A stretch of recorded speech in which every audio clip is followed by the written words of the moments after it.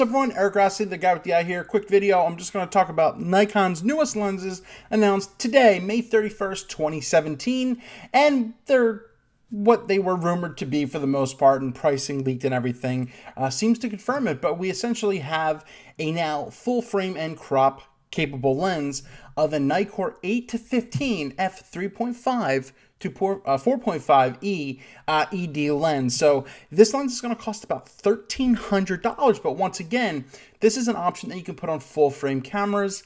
I don't know who wants it, but you know, $1,300 is a lot of money, but you get a more versatile lens out of it. And the way it's going to work is that if you're at 8mm, you get the circular black vignette around it.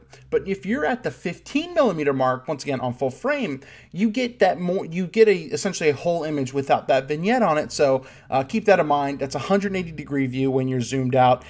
And Nikon's also claiming that it's also going to have very minimal edge distortion and IQ reduction, so that the edge of the images shouldn't be that bad. So you can go with that. It has 3 ED glass elements and crystal nano coating, pretty much what you're going to see on a lot of their stuff. But this is it right here. No VR. You don't need anything on it on stuff like this.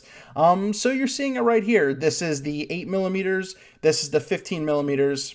So you see the effects going on right here. I'm sure it's going to be a good lens. It might be fun to mess with, but once again, it's $1,300, so you can take that as it is. Are you excited about this as a shooter? On any system, would you want a lens like this? Typically, fisheyes are just one focal length, and they're prime lenses. Next is the AFP Nikon 10-20mm f4.5 5.6G VR, and they're claiming that this VR can give you about 3.5 stops on vibration reduction, which is actually not that bad. But the perk about this lens, it's only $360. It is crop sensor only, and you can see how the front is threaded here. It's a little bit bigger. I don't think this is a bad option. Now, this is a slow lens because it being a 4.5, and probably when you get to the 14mm mark, you're getting up to that 5.6 range, so you're going to get that drop off rather quickly. But this is a good option for someone who wants to start out and add something to the kit. Now, the interesting thing is 18-55mm, you have more of a range there, but once again, to get that wide angle, 10 is definitely great on a crop sensor camera. Not a lot to talk about with this, except the motor inside is more silent. It's going to be more quiet, but the 3.5 stops of VR is the big thing to note with that, with 3 aspherical elements. So, you know, keep that in mind. Here's some things that you can check out on the site. As you can see, the bokeh actually on their test shot right here doesn't look good at all. I don't like how they... I don't know. That's something that you have to get hands-on with, and if you guys and girls are interested in a hands-on with this, please let me know.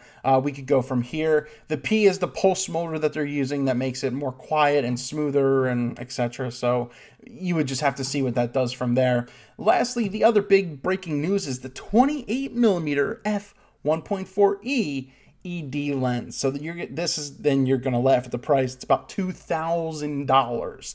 So big piece of glass, big chunk of money for something like this, but this is the bokeh lens. This is what you're going to get with bokeh, and that's the main purpose of this lens. Nano crystal coatings, 2 ED coatings, and really this is really just what you're seeing.